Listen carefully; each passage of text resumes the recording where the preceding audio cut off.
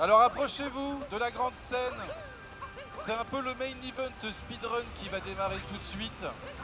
Si vous connaissez ce jeu qui s'appelle Mario Odyssey, qui est sorti sur Switch en 2018-2017. Ouais.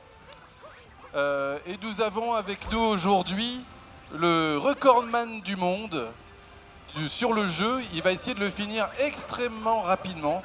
Son record actuel est à 56 minutes 40 pour faire le jeu en entier. Il va falloir aller jusque la fin. On vous expliquera 2-3 petites choses en cours de route. Et aujourd'hui, alors Tyrone est italien, il ne parle pas et essayer d'expliquer. Je vais lui demander combien de temps il aimerait faire aujourd'hui en live.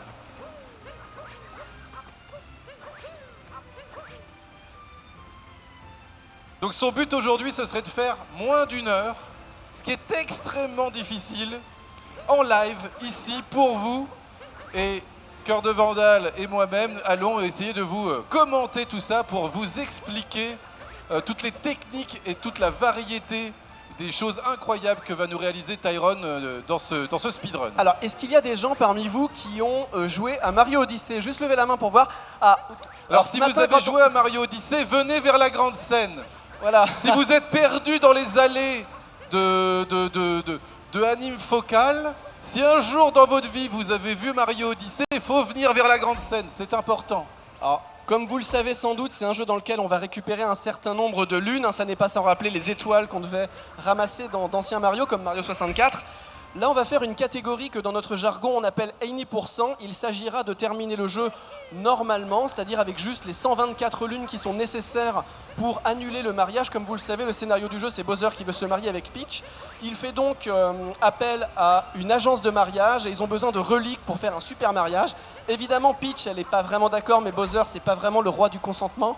Du coup, il fait tout pour organiser ce mariage. Le but, ça va être de faire en sorte d'annuler ce mariage, et pour cela, il faudra traverser un certain nombre de mondes dans lesquels nous collecterons 124 lunes. Et on va donc tout de suite ne pas tarder à démarrer, parce qu'on n'est pas en avance non plus. Et on a un petit truc un peu particulier. Parce que le jeu, déjà, il y a quelque chose d'un peu particulier. On vous l'expliquera par la suite, mais dites-vous qu'on va devoir démarrer avec 42 secondes de retard, que je vais lui donner comme indication, parce que c'est pas évident. On va chronométrer 42 secondes avant qu'il démarre le speedrun et on vous expliquera en cours de route pourquoi il a fait ça. Et donc là, c'est juste dans le menu de la console. On démarre à un horaire extrêmement précis, le 11 mars 2018 à 1h53 du matin aux États-Unis. Ça peut vous paraître un peu bizarre, mais on vous expliquera ça en cours de route. Ah bah moi, je vais même commencer parce qu'en fait, on n'aura sans doute pas le temps au moment où ça va arriver. Mais si, ça va arriver vite. Mais voilà, c'est vrai que ça peut paraître un petit peu étonnant, mais ça va nous permettre de gagner un petit peu de temps pour une lune particulière, car comme vous le savez, si vous avez joué au jeu et si vous ne le savez pas, une des manières de récolter des lunes, c'est de planter des graines dans des pots, lesquelles les plantes mettent 20 minutes, allez, théoriquement, allons-y. À pousser. Et 20 minutes, c'est long. 20 minutes d'attente, vous imaginez. Donc, on va faire un 3-2-1. On va démarrer la run. Au moment où il va appuyer sur OK, on va attendre 42 secondes, c'est très précis. Et là, il va vraiment démarrer le jeu. Ne vous inquiétez pas. Are you ready? OK. 3, 2, 1, c'est parti. Et donc là, on va patienter sur le menu du jeu, hein, tout simplement. On va revenir, il va faire récupérer une sauvegarde vierge, donc tout simplement formater une des sauvegardes du jeu. On repart toujours avec une carte vierge du jeu, hein, comme ça on est sûr de ne pas avoir d'éléments débloqués. Et on attend, il nous reste encore 25 secondes de patience. Alors, mais vous allez voir, hein, ça va être extrêmement impressionnant et ça n'arrivera que dans 5 minutes à peu près. On va profiter de ce début de jeu dans lequel il y a un certain nombre de cinématiques pour vous présenter un petit peu des éléments sur le jeu. Pour les personnes qui n'ont pas fait cet opus de Mario, c'est un jeu relativement linéaire, un peu plus linéaire qu'un Mario 64, en ceci que les différents mondes que vous allez explorer se suivent nécessairement. C'est parti, se suivent nécessairement dans un sens. Vous n'avez pas trop le choix. Dans chaque monde, vous allez pouvoir récolter un certain nombre de lunes, mais à la différence de Mario 64, Est-ce qu'à la technique, on peut lancer le timer, s'il vous plaît? À la différence de Mario Merci. 64, ça ne sert à rien de récolter trop de lunes dans certains niveaux, puisque le jeu nous demande d'avoir un nombre précis de lunes à chaque niveau. Donc, si on s'amusait à en ramasser plus, ça ne servirait à rien, puisque au niveau d'après, le jeu nous demanderait quand même un certain nombre de lunes, parce que le jeu veut nous obliger à chercher des lunes dans ce niveau. Le tout étant, les lunes de puissance, elles servent à... c'est une sorte de carburant pour améliorer notre vaisseau avec lequel on va se déplacer de monde en monde. On commence par le monde des chapeaux. Voilà, on nous enlève notre chapeau, on va devoir aller le récupérer. On voyait la technique la plus rapide de déplacement, d'ailleurs, tout de suite, hein, quand on est au sol, eh bien, c'est de se mettre en boule et de rouler en appuyant sur la manette. En fait, on secoue la manette. Il y a un petit peu de motion gaming dans Mario Galaxy, dans Mario Odyssey. Alors c'est pas beaucoup, mais il y en a un petit peu, vous le verrez de temps en temps. Alors vous le voyez un petit peu ici, mais il est en train de secouer sa manette de manière assez régulière et de temps en temps il va s'en servir pour lancer son chapeau qu'il vient de récupérer. Quand vous jouez Capi. Quand vous jouez à un jeu de plateforme, la première chose que vous devez vous interroger, enfin, le point de question, c'est quel est le moyen de déplacement le plus rapide? Et ils ont remarqué donc 2 éléments. Vous voyez que là, il ne se déplace pas tout droit. Pourtant, normalement, la trajectoire droite est la plus rapide. Ils ont simplement remarqué quelque chose qu'on appelle le vectoring, du mot vecteur. C'est mieux de se déplacer selon des angles de 45 degrés, on accélère beaucoup plus vite. C'est pour ça qu'on le voit zigzaguer. Et là, Realme-up, on va voir une autre technique Allez, un saut fondamentale. difficile, oui, c'est passé. Félicitations. C'est un saut difficile déjà hein, pour aller le plus vite possible au premier boss du jeu. Un Broodal qui va se faire rosser véritablement extrêmement rapidement. Voilà, il est battu. Il a vraiment enchaîné, il n'a pas laissé le temps au boss de véritablement lancer ses tout premiers patterns. À peine il était en train de te possiblement toucher qu'il était déjà en train de l'allumer. Et là, c'est la fin du tuto, la fin du tout premier niveau. Donc voilà, quand vous faites du speedrun, là, il y a déjà 2 points d'interrogation. Quelle est la manière la plus rapide de se déplacer verticalement? Et là, on l'a vu, c'est jeter Capi, donc sa casquette, rebondir dessus et faire une succession de sauts aériens, sachant que dans le jeu, on peut pas les multiplier, on peut pas en faire plusieurs, on peut en faire qu'un, sauf si on touche le sol ou un mur. C'est pour ça qu'il fait un petit wall jump après l'avoir fait, et il a pu, en enchaînant ses jets de casquette, arriver très haut, très vite en haut du niveau, et c'est ce qu'il va faire encore une fois ici. Alors là, vous allez voir quelque chose de très intéressant. Vous avez pu voir que un des pouvoirs du Capi, c'est de prendre la possession de certains personnages ou éléments du décor. Ici, on va récupérer cette lune, et c'est une lune qui est un peu particulière, c'est ce qu'on appelle des lunes story, des lunes histoire. Vous voyez, il y a toute une animation, elles sont assez longues, on va essayer de les éviter dans le speedrun, celle-ci est obligatoire. Et là, ouvrez vos yeux, moi c'est un de mes skips préférés, mais par contre il n'est pas facile. Normalement, voilà, vous êtes censé vous prendre l'avez vu ce pont. s'entraîner dessus si vous étiez là, parce que c'est très difficile. Il faut avancer là normalement, et lui il va faire demi-tour. Demi-tour, et il va tenter quelque chose qu'on appelle donc le dinosaure skip. Parce qu'à la base, on le faisait qu'un dinosaure, s'il n'y arrive pas, vous verrez la backup. Alors il est tombé, il peut réessayer 1 ou 2 fois. Parce que c'est extrêmement difficile, c'est une des techniques les plus difficiles du jeu à réussir. À ne pas tomber, vous pouvez l'encourager, vous pouvez l'applaudir un petit peu, lui donner de l'énergie. D'autant que, rappelons-le, les gens qui runnent sur scène, c'est toujours un petit peu difficile. La pression du live, ainsi que le fait de ne pas être sur son setup, c'est toujours un petit peu compliqué. C'est réussi. Bravo. Regardez, et là, on va le refaire. Toute cette technique pour monter tout en haut du niveau et directement ça passe. Aller au boss sans faire le reste du jeu, parce que ce boss, en fait, même s'il est un petit peu long, et vous voyez, on va directement en haut, vous donnera directement 3 lunes. Donc forcément, ça peut être assez rentable. Là, il va utiliser le son pour s'indiquer. Vous allez voir, il va faire un saut en arrière sur la bombe. Hop, il l'anticipe très très bien. Et au moment où il touche, il est déjà en train de lancer Capi pour prendre possession du boulet. Donc effectivement, ces 3 lunes vont nous permettre de bien avancer. Il nous faut 5 lunes dans ce niveau. Nous n'aurons plus qu'à en récupérer qu'une seule. Parce qu'il y a très peu de lunes dans les tout premiers niveaux. Après, il y aura des niveaux beaucoup plus longs, avec beaucoup plus de lunes. Au total, dans le jeu, il y a 999 lunes. Le 100% est beaucoup plus long. Faire tout le jeu, c'est extrêmement long. Mais dans cette catégorie Uni%, qui est vraiment la catégorie qui est sûrement la plus pratiquée par les speedrunners, eh bien, voilà, on en prend 124. Effectivement, c'est un petit peu moins.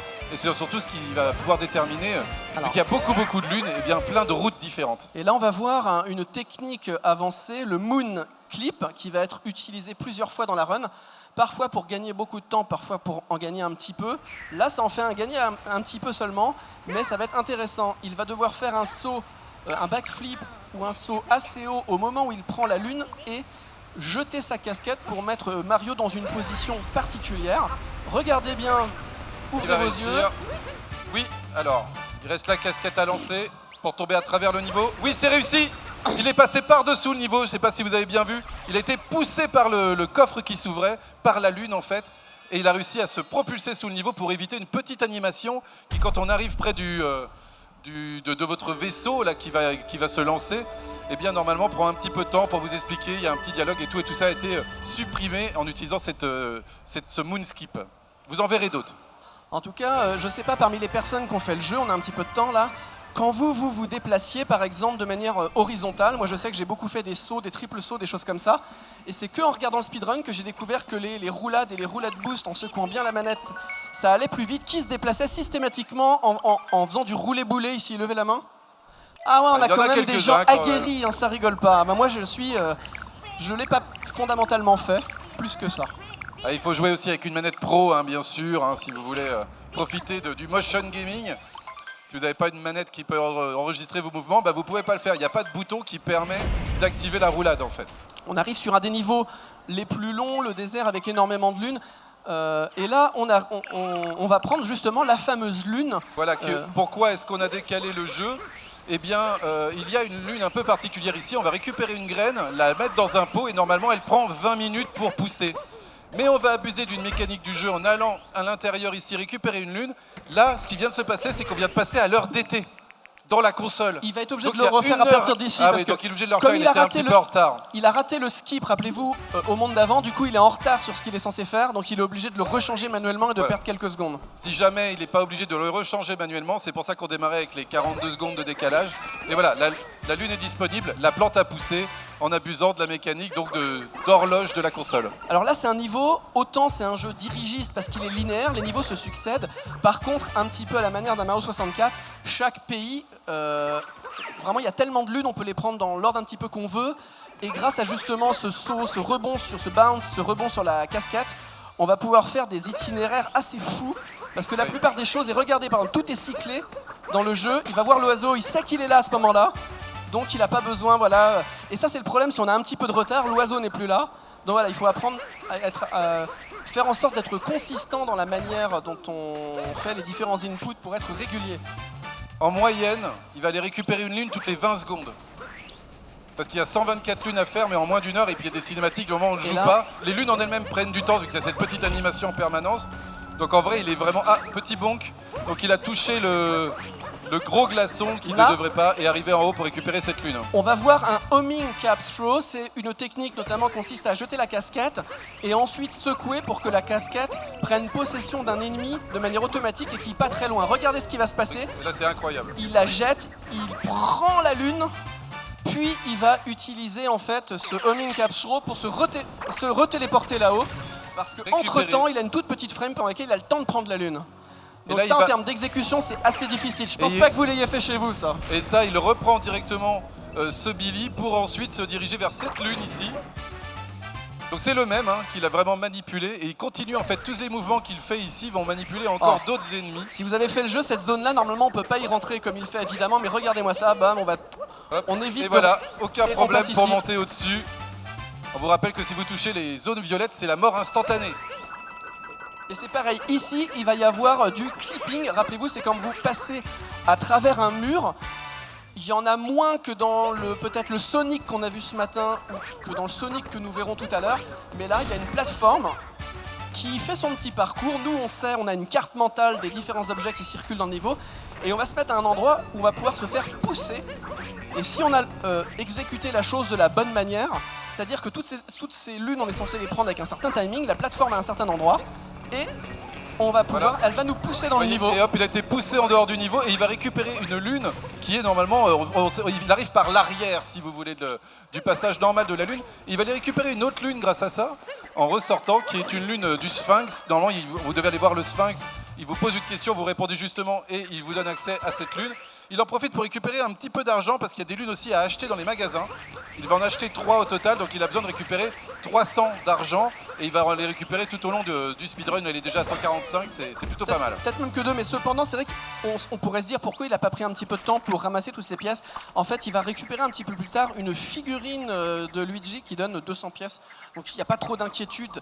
Et c'est là qu'on voit que le speedrun, c'est très optimisé, parce que parfois on peut se dire Mais on peut prendre 5 secondes pour prendre ces pièces. Oui, mais 5 secondes, c'est beaucoup à un certain niveau. Donc il est plus optimal de faire autre chose. On a terminé ce pays, le pays du sable. On va se diriger vers le pays du lac. Donc là, alors autre aussi, c'est pareil, on ne joue pas en français. Alors ça, c'est un truc classique. Oui, c'est vrai, on ne vous a pas expliqué ça. En speedrun, on va prendre en général, par exemple, la langue peut changer, mais c'est souvent le chinois simplifié, parce que c'est une langue qui s'écrit, qui est très très ramassée en termes de caractères, ce qui fait qu'on va passer moins de temps dans les menus, il n'y a pas besoin de faire défiler des textes. Et sur l'intégralité de la run, là, je ne sais plus si c'est 5 ou 10 secondes, mais c'est quand même... Non, c'est peut-être même 15 secondes. 15 secondes de différence entre le français et le chinois simplifié. Par contre, si vous apprenez le speedrun, je vous conseille de garder le français ou l'anglais selon votre langue native, le temps de bien vous familiariser, puis quand vous connaissez par cœur les menuings du jeu, vous pouvez changer la langue parce que vous ne lisez plus.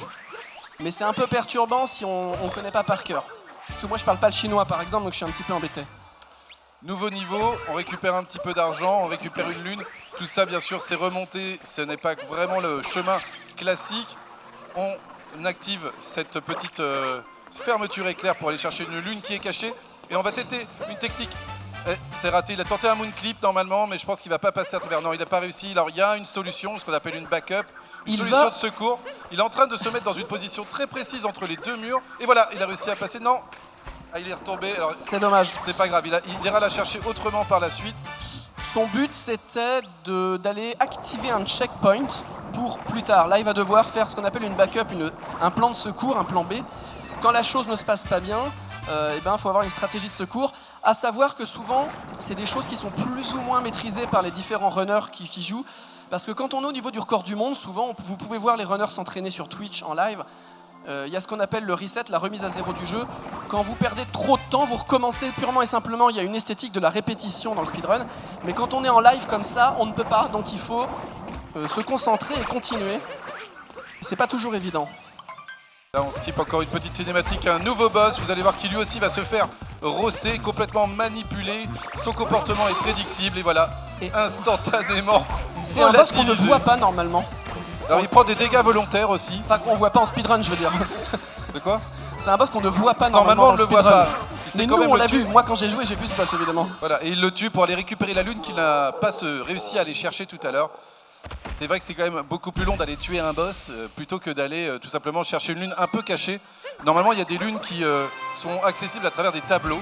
Et il allait aller activer une lune sans activer le tableau. Ce qui est pour ça que c'était un petit peu difficile.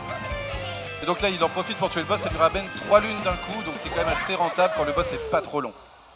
Il faut savoir que, autant le jeu linéaire, vraiment dans chaque niveau, la communauté, il n'y a pas que les runners font ça évidemment, mais la communauté, les gens qui regardent le speedrun, qui interagissent dans le chat, peuvent volontiers en fait devenir, se spécialiser, devenir des chercheurs, chercheuses de glitch, de chronométrer combien de temps ça prend de prendre telle ou telle lune. Et toutes ces informations données par le travail communautaire sont ensuite utilisées par tout le monde, et notamment les meilleurs runners, pour les implémenter et éventuellement faire des évolutions dans le routing ou dans l'exécution du speedrun. C'est déjà un speedrun qui a quelques années, mais voilà, assez régulièrement sur des jeux avec des grosses communautés. Il y a des petites améliorations qui sont trouvées et il s'agit de réapprendre des stratégies, ce qui n'est pas toujours aisé. On enchaîne les niveaux. En théorie, il y a des moments, il y a des petits embranchements. Vous pouvez choisir le niveau. Ici, on va juste appuyer le plus vite possible sur le bouton et enchaîner vers le prochain niveau sans se poser de questions. Un niveau forestier. Et vous allez le voir, ça va commencer vraiment sur les chapeaux de roue avec un système de cassage de cailloux. Les cailloux, c'est très dur à casser dans le jeu. Mais si vous êtes malin, vous pouvez utiliser un caillou pour en casser un autre. Parce qu'à l'intérieur de ce caillou, il y a une lune. Et voilà, il utilise le caillou.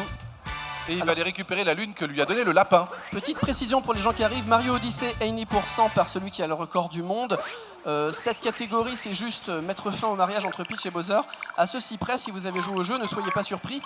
Le jeu nous oblige à avoir un certain nombre de lunes pour progresser. Par contre, le jeu ne nous oblige pas à amener la paix dans chaque pays que nous traversons. C'est possible à faire, mais nous ne le ferons pas ici parce que c'est plus lent. C'est l'objet d'une autre catégorie sur le même jeu qui est le World Peace, la paix dans le monde, qui est forcément plus long parce qu'il s'agit de battre les plus gros boss de chaque niveau et régler les problèmes grâce à nos petits bras. Mais là, c'est pas le cas. Nouvelle mécanique de gameplay, donc avec ces oignons à racines extensibles qui vont nous permettre d'aller récupérer quelques lunes. Mais voilà, en général, on n'en a pas besoin. On essaye de pas trop se transformer. Si on peut rester en Mario, c'est toujours mieux. Ici, on va retenter ce que vous parlez de Moon Clip en utilisant cette lune et en essayant de se faire propulser à l'extérieur du niveau. Regardez bien. C'est un bon départ, en tout cas. Et oui, là. c'est parti. Il est passé C'est à passé. l'extérieur. Félicitations. Et on va réussir de Attention. remonter par là. C'est un des tricks les plus difficiles Très, du très, jeu. très bien. Il a réussi à récupérer cette lune à l'arrière du jeu. Vous pouvez l'applaudir, effectivement, c'est très beau. Hier, à l'entraînement, il était tombé et on tombe tout en bas et on Voilà, est extrêmement triste. voilà, parce que si jamais vous tombez tout en bas, vous allez mourir et vous êtes obligé de reprendre au tout début du niveau. Et donc ça fait perdre énormément de temps. En tout cas, pour les personnes, joueurs-joueuses qui n'auraient pas joué à cet opus de Mario, je vous le conseille, il est vraiment très agréable. C'est un jeu qui représente bien ce qui est un paradoxe, qui est que certains jeux excessivement accessibles et simples, c'est le cas de ce jeu, sont extrêmement difficiles en speedrun. Donc ne vous fiez pas à ça pour vous imaginer la difficulté du jeu. C'est un jeu qui, quand on joue normalement, est très bienveillant et très simple. On va faire un petit clip ici qui est frame Allez, perfect. est-ce que c'est réussi? Est-ce qu'il va réussir à sortir une fois de plus des limites Mais du non, jeu? non, non. Non. Alors ça c'est rare, on va dire, hein, surtout en live. C'est quelque chose d'extrêmement difficile. Donc là on va continuer, éviter bien sûr tout ce qui est sale au sol et ne pas se poser trop de questions sur la route des lunes. Elles sont globalement disséminées un petit peu tout au début du niveau, dans tout le niveau. Les lunes les plus accessibles du jeu de base vous font découvrir le niveau en fait. La simple exploration vous en donne. Donc le caps throw, le fait de jeter Capi, jeter sa casquette.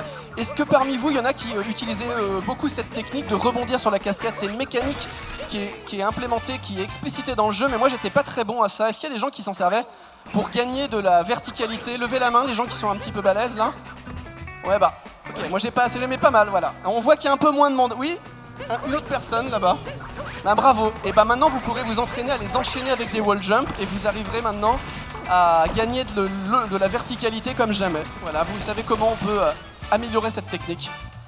Alors il y a aussi quelque chose que vous le voyez faire, il lance son chapeau, fait un saut et Capi revient vers lui, ça lui permet de voler un petit peu plus longtemps, il a tendance à le faire assez souvent. Une autre truc assez intéressante, regardez bien, quand il prend une lune, il peut rediriger sa caméra. Mario est bloqué, mais la caméra peut encore tourner sur elle-même. Et il a tendance à toujours mettre Mario à l'envers. Vous allez voir Mario de face. Et en fait, il va faire un saut à l'envers pour se diriger dans le sens de la caméra. Et donc, à chaque fois qu'il prend une lune, il a tendance à recontrôler son Mario pour bien se replacer.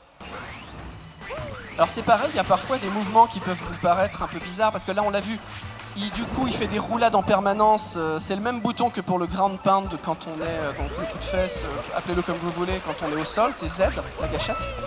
Et alors il va y avoir un petit clip en théorie ici. Voilà. Est-ce qu'il a réussi? Il Ça va a l'air passer à pas mal, travers là. ce mur. Oui, Et c'est ça réussi. passe. Et on peut récupérer directement cette lune sans avoir besoin de repasser en bas. Vous pouvez le soutenir. Et le truc, C'est une run excessivement difficile et extrêmement compliquée. il arrive parfois que le runner fasse des triples sauts, tout un tas de sauts, et jette sa casquette sans pour autant que ce soit a priori particulièrement utile.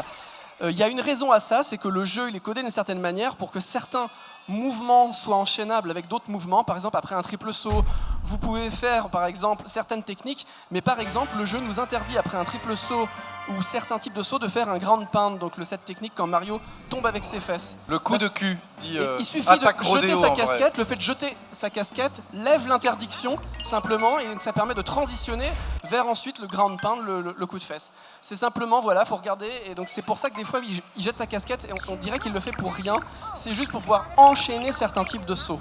Effectivement.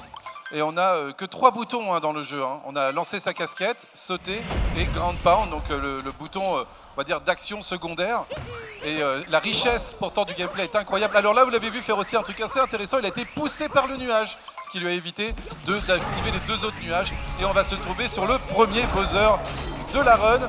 Et on va utiliser une technique assez classique en speedrun, c'est-à-dire de prendre des dégâts pour gagner du temps. Il va s'approcher toujours au plus proche de Bowser pour le faire revenir le plus rapidement possible dans l'arène. Et Petite surtout, figurine de Luigi 200 pièces, si vous saviez pas, il y en a une ici. oui, elle est cachée là, c'est vrai, elle est cachée là. Et là, on récupère le chapeau qui permet de donner des coups de poing. Et là, il n'a pas pris de dégâts, mais vous allez voir, il va le faire. Il va prendre un dégât pour être sûr d'être le plus proche du chapeau. Vous voyez, il attend. Rien à faire, je veux mon chapeau le plus vite possible. Et ça va être la fin de ce pauvre Bowser qui n'avait rien demandé. Un dernier coup, et voilà. J'aime beaucoup comment le jeu, dans la construction du boss design, il y a un combat, il y a une réitération du boss, on le recroise, et il y a implémentation de nouvelles phases, et le aurait joueur, pu la joueuse commencer par là, a hein. l'impression de progresser. On se dit, ah, je connais maintenant, mais il est un petit peu plus balèze. Et surtout, si vous faites Dark Side of the Moon ou Darker Side of the Moon, vous aurez de nouvelles itérations un peu plus puissantes, et c'est plutôt plaisant, c'est très gratifiant. Alors un niveau extrêmement intéressant aussi, parce que si vous vous rappelez, c'est un niveau où on nous pique notre casquette normalement au tout début, et bien sûr vous n'avez pas envie qu'on vous vole votre casquette au tout début. Eh bien il va simplement faire le niveau à l'envers. Il est parti sur la gauche du niveau, alors que normalement on nous accueille plutôt pour aller vers la droite, rencontrer cet ennemi qui nous vole notre chapeau. Là on n'a pas le temps, donc on part à gauche, mais c'est pas vraiment prévu. Donc il est en train de faire toute une route complètement alternative. Régalez-vous, parce que certes il y a beaucoup de lunes dans ce petit niveau, mais il les prend à une vitesse... Chaque lune a vraiment été optimisée, mais incroyablement, aussi pour se caler avec les mouvements de tous les objets du niveau.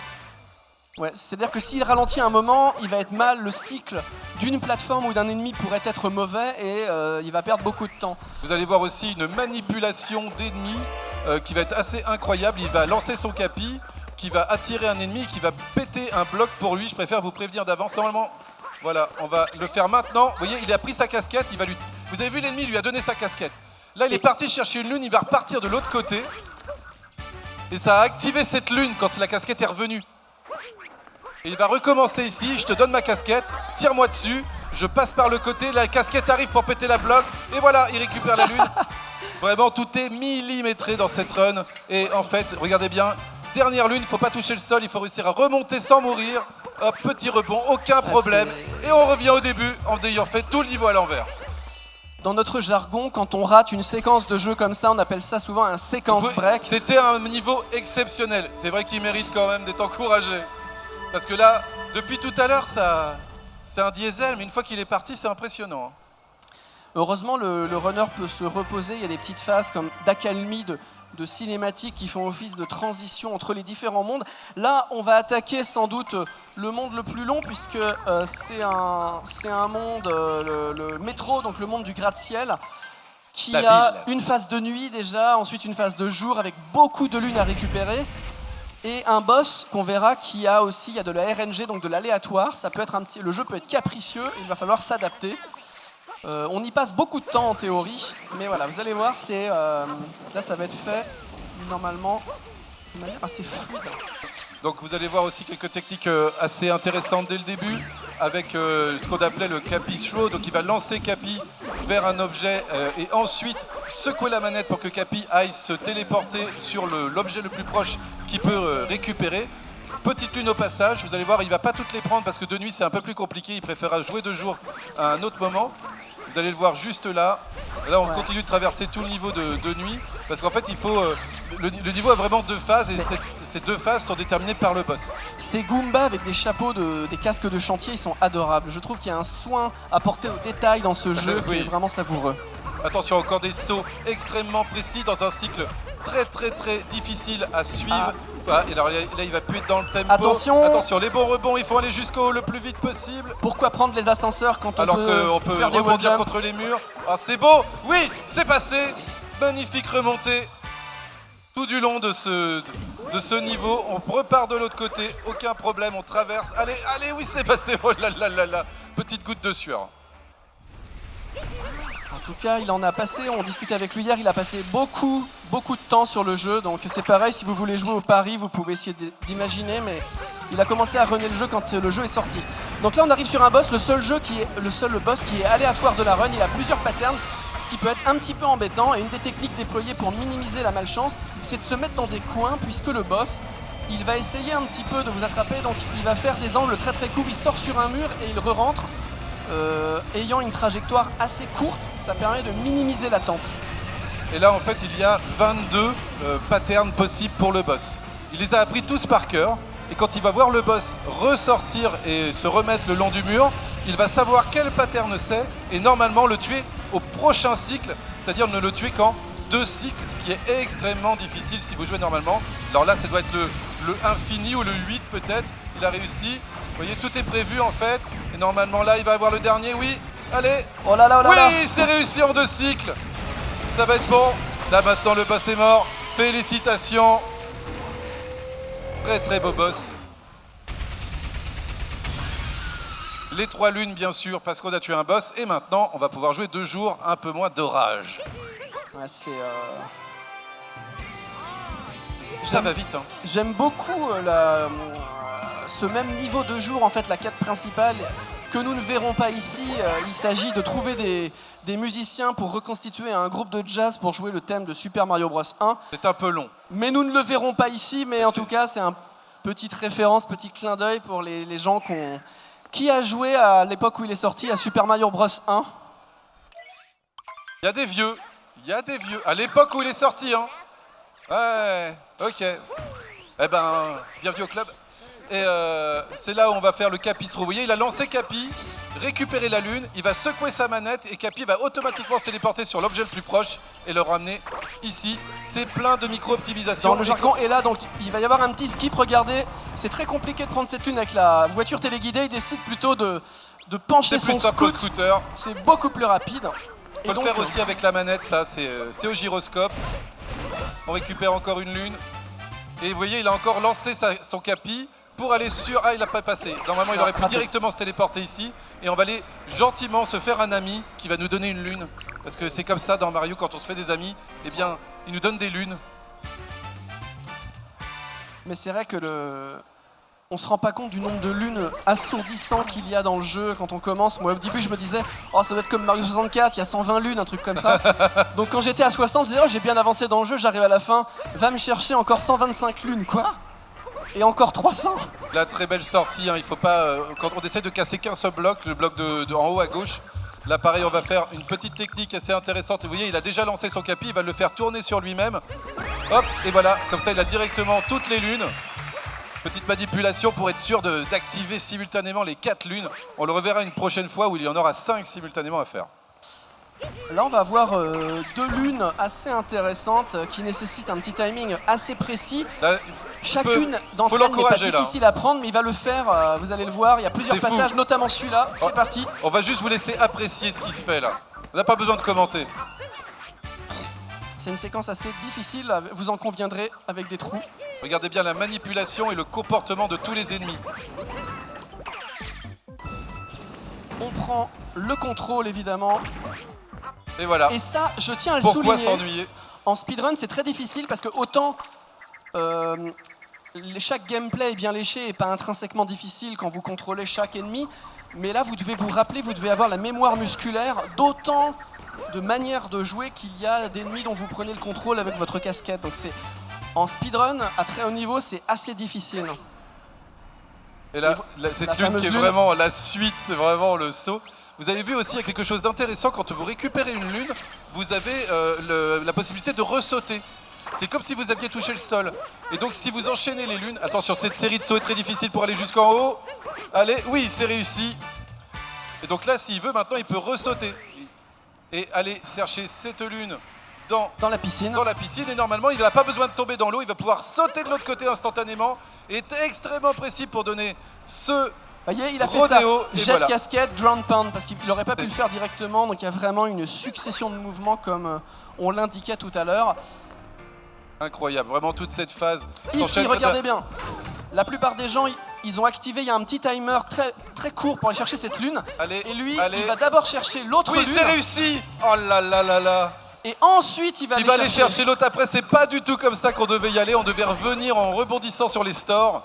Lui, aucun problème. Des rebonds, des sauts. Tout est parfaitement maîtrisé. Il a pu récupérer la lune en avance. Et on se retéléporte. Encore une fois, pour chaque pays que nous visitons, il n'y a aucune obligation quant au fait de terminer le scénario du niveau. Il faut juste un nombre strict de lunes pour les personnes qui nous rejoignent. C'est donc le speedrun 80% de Mario Odyssey. On termine le jeu avec la personne qui a le record du monde.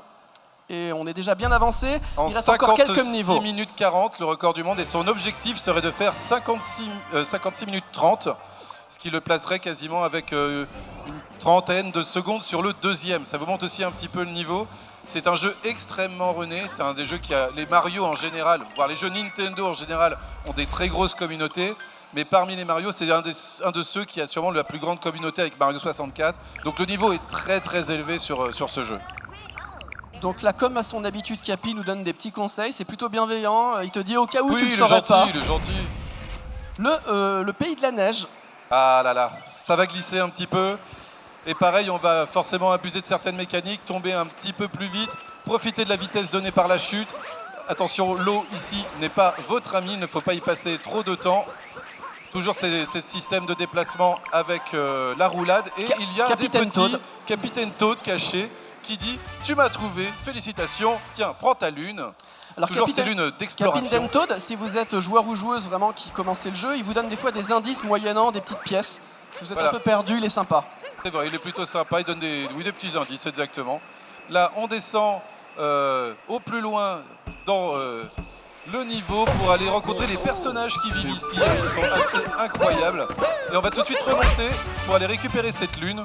C'est la route à peu près classique, hein. Donc là, dans ce pays, il y a un certain nombre de portes à ouvrir. Donc, Là, on et là, on va aller à la boutique on va dont aller à nous la boutique. parlions. Il y a Voilà. des lunes qui coûtent 100, profitons-en. On va parler quelques secondes et récupérer une lune. Je trouve qu'ils ont bien travaillé dans chaque pays. Il y a vraiment une population locale très sympathique. Ah oui, oui. Le chara design est assez bon. Ah, là, ils sont incroyables. Incroyables. On va ressortir de la boutique et continuer notre aventure, remonter tout en haut de ce niveau avec voilà, cette petite série de sauts pas évidente pour revenir ici. Normalement, vous passez par le pont, par l'extérieur et vous revenez. Mais lui, bien sûr, un détail, il peut se déplacer, aller à des endroits complètement imprévus. Toujours une lune ici de cachée. Et là, on va retenter Ouais. un petit moon clip, passer à travers le niveau. Oui, c'est réussi. Il est à l'extérieur et pouvoir sortir par l'arrière. Voilà, il a touché, c'est bon. La loading zone. Alors là, vous allez voir autre chose d'intéressant. Il va essayer de se faire pousser ici par le Garder la vent et vitesse. remonter directement au-dessus. Bravo, c'est réussi. Ouais, pas mal. Ça, comme dans beaucoup de jeux qui ont une physique, en fait, si un objet a une physique, c'est en vertu de ce que dit Galilée, c'est vrai. On va partager en fait l'élan de cet objet et on va le conserver du coup pour notre prochain saut. Alors, vous pouvez vous dire qu'il s'est trompé, qu'il n'a pas fait tomber toutes les tortues d'un coup. C'est volontaire pour éviter une petite animation de zoom de la caméra quand ils tombent tous dans la lave. Donc il en garde une volontairement à cet endroit-là qu'il fait tomber par la suite pour éviter cet effet de zoom. Tout ça, c'est de la micro-optimisation, hein. On parle de 1-2 secondes max sur chacun de ces petits éléments, mais qui cumulés vont séparer un très bon joueur d'un champion. Et c'est en ajoutant tout ça et en ajoutant des difficultés sur toute cette run que l'on arrive à un tel niveau. Surtout que pour ce jeu, la communauté a créé un outil qui permet de s'entraîner vraiment niveau par niveau, voire portion de niveau par portion de niveau. Parce que le jeu, pour le coup, nous permet déjà de base de nous entraîner, parce qu'on peut toujours récupérer les lunes qu'on a récupérées, elles sont juste fantômes, elles vont pas compter, mais on peut s'amuser quand même à s'entraîner assez facilement. Et Mais on se retrouve... la chose qui me stupéfait le plus quand même, c'est qu'on est sur un speedrun assez long, en 3D, donc à un jeu à information plutôt incomplète, parce qu'on voit pas tout ce qu'il y a à l'écran, il y a des choses qui, par Alors exemple... attention, un des glitches aussi petit très reel. difficile. Il y a un trou dans ce mur. Mais alors ce trou, il est vraiment extrêmement précis. Donc vous avez vu, il a pu s'accrocher au mur pour essayer... Oh non, il s'est fait pousser. Ah, le vilain Goomba avec son chapeau de Noël. Goomba son- qui est arrivé de nulle part. Ah, c'est sale, il va recommencer, il va se reset up, c'est pas grave. On y retourne, profitez-en, ça vous permet de le voir 2 fois. Donc on retourne au même endroit, il faut pas attirer le Goomba, on se met sur le côté. Voilà, et attention, oui, c'est réussi. Félicitations, c'est tellement dur. Et en C'est fait- tellement dur de passer ici. Paradoxalement, c'est quand les gens ratent au moins une fois, on se rend compte que chaque tricks, chaque élément qu'il a fait se rate très facilement. Donc quand il réussit la plupart des trucs du premier Oui, coup, parce que nous on l'a déjà vu s'entraîner et on sait que ça il le réussit 1 fois sur 10. Donc on est très content quand ça passe du premier coup devant vous. c'est ça qui est fou. La plupart du temps, effectivement, il y a énormément d'échecs. C'est ça qui rend... faut être très patient, savoir s'entraîner, répéter, etc. Oui, ce dont je parlais tout à l'heure, c'était...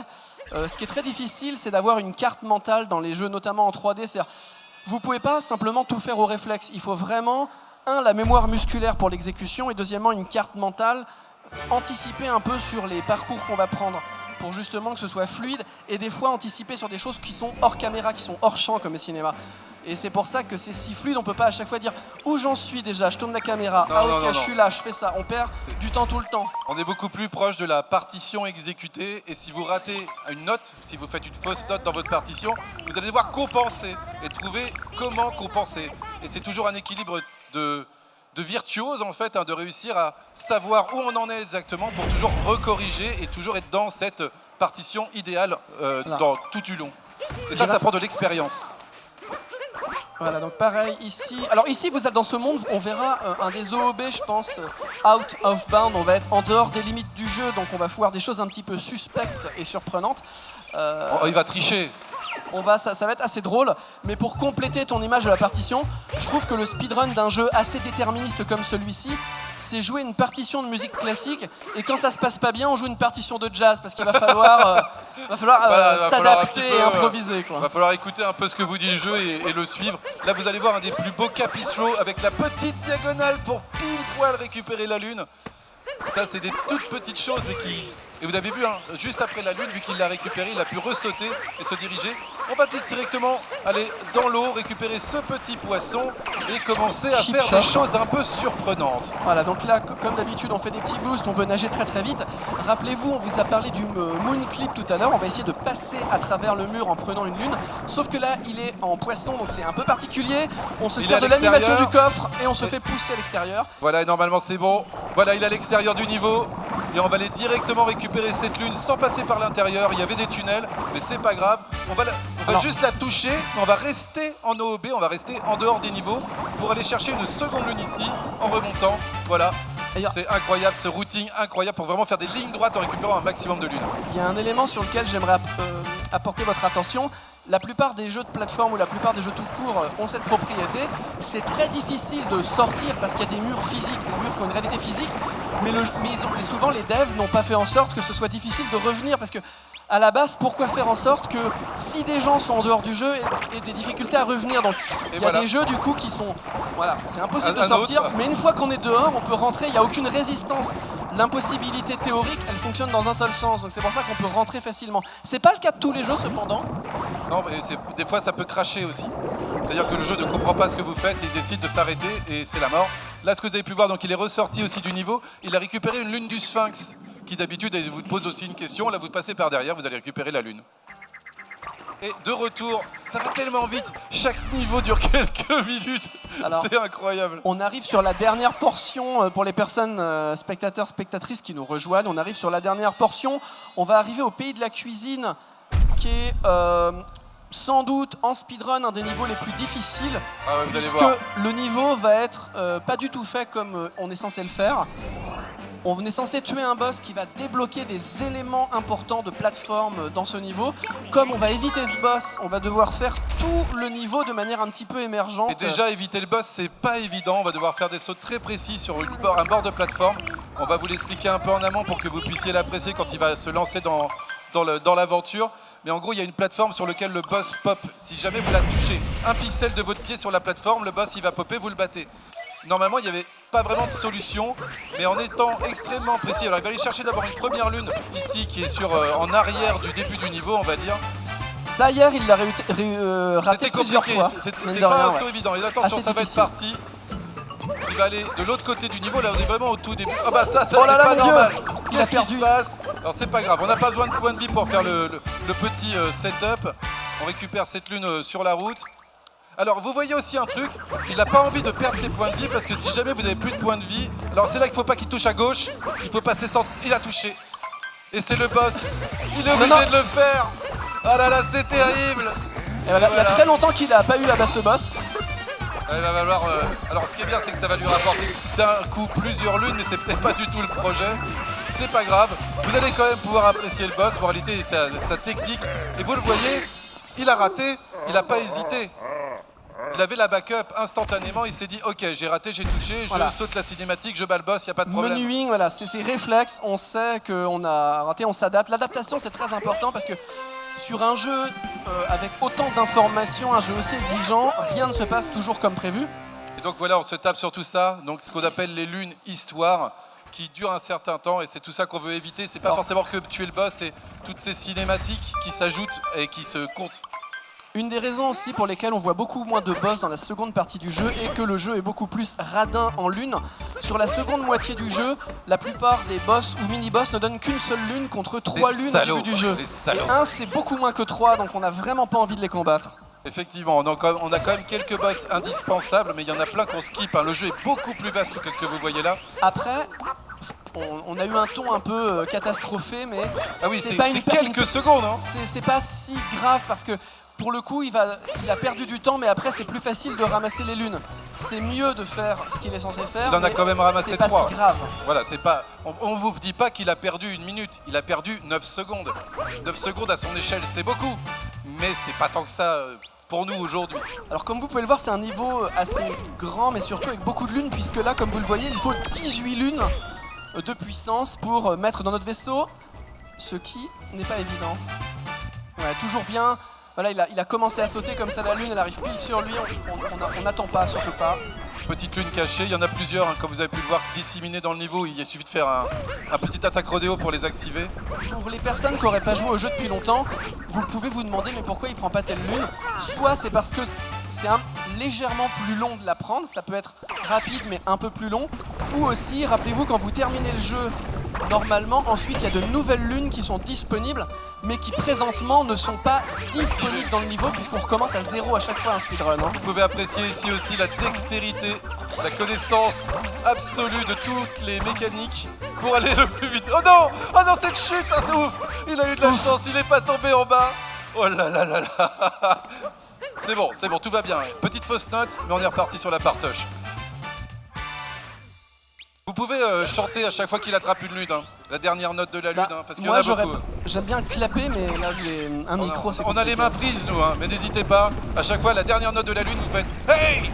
Vous allez voir, ça marche très bien. Voilà, on quitte le mode contrôle, on fait un saut. Voilà, on enchaîne Prêt? de manière Hey! fluide. On va l'encourager, il en reste quelques-unes. C'est vrai que j'ai pas calculé, mais vu qu'on est sur un temps de quand même moins de 60 minutes et on récupère 124 lunes, la quantité de mini-cinématiques de lunes est stupéfiant. Et là, il est obligé d'activer ça. Alors normalement, il n'était pas avec la route normale, tout ça ne s'activait pas. Et vu qu'il a tué le boss, maintenant, il préfère faire cette route alternative et aller récupérer cette lune, encore une lune histoire. Et vous voyez, c'est tout ça qui s'ajoute. Hein. C'est moins dur, mais ça fait perdre un tout petit peu de temps. Et là, il va être bientôt à la fin déjà de ce niveau. Il va falloir traverser, et normalement, il traverse tout ça sans activer ce petit passage. Bon, là, il l'a fait parce que, bah voilà, et, devoir tuer le boss, c'est vraiment changer complètement le parcours. Alors, petite anecdote, mais qui est assez, je pense, parlante pour indiquer le niveau d'exigence dans le routing, savoir quelle lune on prend ou quelle lune on ne prend pas. Les durées des cinématiques peuvent varier en fonction si ce sont des lunes entre guillemets obligatoires, des lunes d'histoire, des lunes facultatives, etc. Le temps de la cinématique, il y en a 2 ou 3 types, est pris en considération. Par exemple, une longue cinématique avec Mario, avec un fond rouge, on va quasiment toutes les éviter parce qu'elles sont juste trop longues. La petite cinématique de 2 secondes, des fois, ça permet de faire la différence entre une lune qui vaut le coup et une lune qui ne vaut pas le coup. On en est là, bien sûr. Et là, petite plateforme, mais aucun problème. On récupère les 3 dernières lunes. Donc là, on a vraiment eu une phase où il y a eu beaucoup de lunes d'histoire. C'est assez étonnant parce que bah, moi, j'avais jamais vu. Ça fait longtemps que j'avais pas vu cette route, en tout cas. Et là, il a terminé le niveau. Je crois que c'était les 3 dernières. Hein. Il va pouvoir s'en aller tranquillement, retourner à son vaisseau. Alors, pour les personnes qui nous rejoignent ou qui ne connaissent pas le jeu, on est vraiment à la toute fin. Il nous reste le niveau du boss issu de Dark Souls, le dragon qui pop, oui, le guest, le niveau des ruines, très très court, il y a juste un gros boss. Le combat est assez intéressant cependant en speedrun. Et ensuite on aura le château de Bowser et la lune, donc on est vraiment sur la toute fin. Il reste le niveau d'un boss et 2 niveaux. Il a 17 minutes pour faire tout ça. Hein. Donc c'est quand même... voilà, ça va être dense à la fin. L'heure va être compliquée. Hein. Sachant que par rapport à notre chronomètre, on est, je sais plus, on a un tout petit peu de retard. Ouais, mais on va lui donner ça. D'accord. Il a 5 secondes devant lui, ça va aller. Si jamais il fait 59 minutes 55, c'est bon. On est on bien lui dira pas, il sait pas, lui il le sait pas, donc c'est bon. Et il parle pas français, donc c'est parfait, je peux le dire. Alors quand vous faites du speedrun aussi, quelque chose de très important, c'est de paramétrer votre caméra correctement. C'est mieux de mettre rapide ou très rapide pour les rotations de la caméra, c'est évident, parce que vous allez devoir changer d'angle. Souvent quand on apprend le speedrun, une des premières choses, c'est vraiment bien paramétrer le jeu pour que tout se passe sans accroche. Il a fait sortir des petits cœurs, c'est vraiment juste pour ne pas s'ennuyer. C'est un boss aussi, une fois de plus, complètement scripté, c'est-à-dire qu'il fera toujours les mêmes choses Et là, il a récupéré de l'argent aussi, ça ne lui sert pas à grand chose. Et vous Là, allez il va voir, faire ce qu'on appelle, il prend des dégâts intentionnellement, Voilà. comme ça. Il attend pas du tout qu'il n'y ait plus d'électricité comme ça. Dès que c'est disponible, il est déjà en train d'enlever les différents éléments sur la tête du boss. et là, il va récupérer les cœurs qu'il a fait popper au début du boss. Là, il montre le petit Captain Toad en 2D, il va le récupérer, ça ne sert pas à grand chose. Voilà, il peut le faire tourner. Il y a des petites surprises. On s'ennuie hein, quand on est un speedrunner et que ça fait 500 000 fois que vous tuez ce boss, forcément. Petite électrocution sur le nez. Allez, allez madame, il va falloir nous rendre nos lunes, s'il vous plaît. Et voilà. La gardienne est vaincue. Encore C'est une une petite dernière phase phase. Est-ce qu'il y a 3 phases? C'est un boss pour le coup. classique. Alors, il semblerait aussi, c'est pas que. Il prend des dégâts effectivement pour être prêt à enlever les éléments qui contrôlent l'esprit du boss. Il semble aussi que la phase soit plus courte. J'ai pas La phase mesuré. est plus courte, ouais. En Mais fait, du coup- quand tu prends un dégât, le boss arrête plus tôt de te taper. Voilà. Donc il le fait vraiment, c'est vraiment la meilleure façon pour le tuer. Mais à son niveau, c'est vraiment pas très difficile. Hein. Par rapport à tout ce qu'on a pu voir avant, ça fait partie des parties où on se détend quasiment. Et là, par contre, ça va enchaîner sur du beaucoup plus dur. Triple lune qui est notre récompense pour l'avoir vaincu. On nous en demandera pas plus. Bon, là, de toute façon, c'est pas les lunes qu'on venait chercher, c'est qu'on peut pas passer. S'il y avait un skip qui nous permettait de l'éviter, on le ferait, mais là, on est obligé d'aller récupérer ces lunes. Ah, d'ailleurs, D'avoir vous la allez... petite cinématique. il y a un semi-débat qui est des fois parfois initié par des personnes non pas profanes, mais en fait qui n'ont pas forcément les compétences. Moi, je ne juge pas avoir les compétences pour juger, mais le prochain niveau, il y a un débat en interne dans la communauté. Tout le temps, c'est très drôle. Il y en Vous a allez qui pouvoir disent, nous aider, ah, on est au bon endroit, je pense. et on est au bon endroit pour en parler. C'est le château de Bowser. Rappelez-vous, dans beaucoup de Mario, dans beaucoup d'itérations, c'est d'inspiration médiévale européenne. Et sauf que là, on va être sur une inspiration asiatique, pour sûr. Et souvent, les gens disent ah oui, c'est les speedrunners l'appellent Japan, le niveau. Mais les Japonais disent mais non, c'est un niveau la Chine. d'inspiration chinoise. Et donc du coup, c'est très drôle. On vous laisse juger l'architecture. Et D'après vous nous, faites votre... on n'est pas vraiment au Japon. Je ne Moi- pense pas. Pour moi, c'est plus la Chine, semble-t-il, mais c'est pareil. C'est un peu un mix en termes d'influence architecturale, mais vous qui êtes sans doute, on va dire, bien calé tout en éduqué Japon. sur ces questions-là, on vous laisse avoir une opinion un peu plus éclairée et trancher la question terrible. Alors là, on est dans un niveau où la structure est un petit peu différente. Alors certes, il va falloir récupérer des lunes, mais vous le voyez en haut à gauche, il n'est plus affiché le nombre de lunes que l'on doit récupérer. Par contre, on va devoir faire tout le niveau, parce que le niveau est beaucoup plus sectorisé. Vous devez vraiment finir un secteur, prendre les lunes de ce secteur pour pouvoir aller au secteur suivant. Et donc on est vraiment dans cette mécanique maintenant. Donc ça va un petit peu changer, on est moins libre dans ce niveau d'aller un peu partout, faire des choses. Voilà, C'est petit beaucoup rebond plus- sur la barrière, le classique. Hein. Tout est timé, tout est On millimétré passe pour faire par ce triple l'arrière. saut. Là, on va pouvoir donc, vous voyez, attraper une lune qui va nous permettre de continuer le niveau, en fait, tout simplement. Vous noterez que c'est le seul niveau pour lequel on ne nous indique pas le nombre de lunes qu'il faudra. Ça donne un petit peu l'impression que c'est le dernier niveau. C'est sans doute un élément qui permet c'est de fait signaler exprès. aux joueurs et aux joueuses. Nous, on sait qu'il y a un niveau après, qui est censé être un niveau un petit peu caché. Bah, mais, tu l'as dit, peut-être qu'ils ne savaient pas. Hein. mais globalement, on le devine dès le début, en fait. Moi, au bout de 10 minutes, j'étais là. C'est quand que je vais sur la Lune? Parce qu'en fait, cette Lune, elle est indiquée dès le début. Donc, si on n'y va pas, j'aurais été triste. Si on n'y était pas allé, pardon. Donc, il y a besoin d'assez peu de lunes au final. Et sachant qu'il y a des boss obligatoires à la fin de ce niveau, on va en ramasser excessivement peu dans ce niveau de Bowser. Les fameuses mini-lunes qui permettent de récupérer une grosse lune.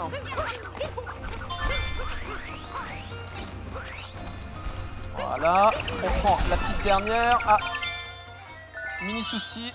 Ces ennemis sont très très drôles à contrôler d'ailleurs. Ils ont un petit nez. Je suis pas sûr qu'on va. Je me rappelle plus, je crois pas qu'on les voit dans le speedrun. Mais en tout cas, j'ai beaucoup aimé les phases de gameplay avec ce personnage. Ce petit oiseau au nez long. La plus grosse, si vous avez vu le speedrun, si vous n'êtes pas à jour sur le speedrun, il va y avoir une séquence bientôt qui est relativement récente, c'est-à-dire qu'il y a un boss qui va être un petit peu long. Enfin, on va avoir 2 petits boss suivis d'un gros boss à la fin de ce niveau. A priori, les petits boss vont se passer de manière assez standard, mais le gros boss qui suivra, C'est un des boss les plus il y a eu difficiles de de la nombreuses optimisations. Et le combat ne saura pas sans vous surprendre. Il y a eu c'est un peu technique, mais Ça va être beaucoup plus rapide qu'il y a quelques années. Parce que là, ici, donc on va retrouver les petits broodles hein, que vous avez déjà vus, alors que d'habitude on voit beaucoup moins. Et il va y avoir normalement ici un petit bug. Vous voyez, il a réussi à faire voler une des bombes qu'elle nous envoie. Et en fait, on va la rediriger dessus. Et comme ça, on va gagner du temps. Elle va réapparaître et paf, elle se reprend directement la 3e bombe.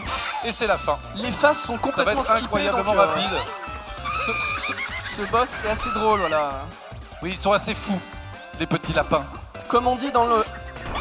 là, le runner est dans la tête du boss, quoi. Il est complètement mindé. Et là, c'était parfait. Hein. Vraiment, elle s'est fait rosser une fois de plus. Un peu plus lent, je crois que dans son record, il a encore mieux réussi ce combat. Ah oui, là, c'était vraiment parfait. On va voir comment il s'en sort avec les chapeaux. Mais bon, on l'a déjà rencontré. C'est la même chose, un tout petit peu plus long. Normalement, il y a des patterns. Mais un petit peu plus compliqué. Ce boss est beaucoup plus trivial. Ah oui, c'est vraiment... Et vous voyez, il ne laisse vraiment pas respirer la moindre petite seconde. Dès qu'il est touchable, voilà. On est dessus. Et voilà, il est Alors tué. moi j'ai un peu honte puisque quand j'ai vaincu ce boss pendant mon playthrough, pendant mon expérience de jeu première, j'ai minutieusement enlevé tous les chapeaux et quand il avait plus de chapeau, je sautais sur lui. C'est vraiment gentil. Hein. Et quand le speedrun, quand j'ai vu ça, j'ai fait mais oui, mais évidemment, pourquoi j'y ai pas pensé, je suis trop gentil moi. Enfin bon.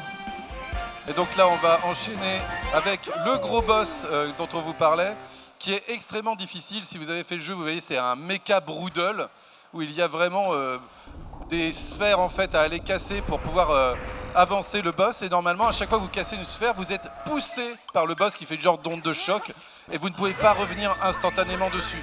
Mais avec une très grande maîtrise, ils ont réussi à trouver une technique qui leur permet de rester sur le boss. Alors ça c'est assez intéressant parce que c'est beaucoup dans la culture japonaise comme vous le savez, notamment un peu dans le jeu vidéo mais dans beaucoup de séries des années 80. Enfin, le mecha, le fait, pensez à Bioman, d'être dans son mecha et de réunir tout le monde dans un mecha encore plus gros. Ce boss là c'est un petit peu un hommage à ça, qui du coup c'est un petit peu, moi ça me rappelait une partie de mon enfance, c'était plutôt sympathique. Petite portion, voilà, un peu d'escalade, donc voilà, si on va quand même voir cette portion de gameplay. Ouais, de pique, donc voilà, tout a été bien sûr appris par cœur, maîtrisé. Et ici, on arrive à la fin, là, vous vous en doutez, on est quand même dans une ambiance assez folle. Et Bowser nous attend avec Peach, c'est la fin du jeu. Hein, peut-être. Et voilà, le mecha Bowser, c'est parti, on arrive à monter. Allez, il faut réussir à monter déjà tout en haut. Avoir le tempo, casser cette première. Regardez bien. Allez, reviens. Il faut réussir à remonter dessus. Là, c'est réussi pour la première fois. On se fait pousser, c'est pas grave. On revient, on casse. Et de 2, il en reste 2. Normalement, vous êtes censé le faire une fois, puis vous tombez. Et là, il a déjà fait les deux de côté. Et il n'est pas tombé, il est obligé d'attendre. Là, le boss s'énerve, il est invulnérable. Il va falloir patienter un petit peu. Qu'il se calme, détends-toi, ça va bien se passer.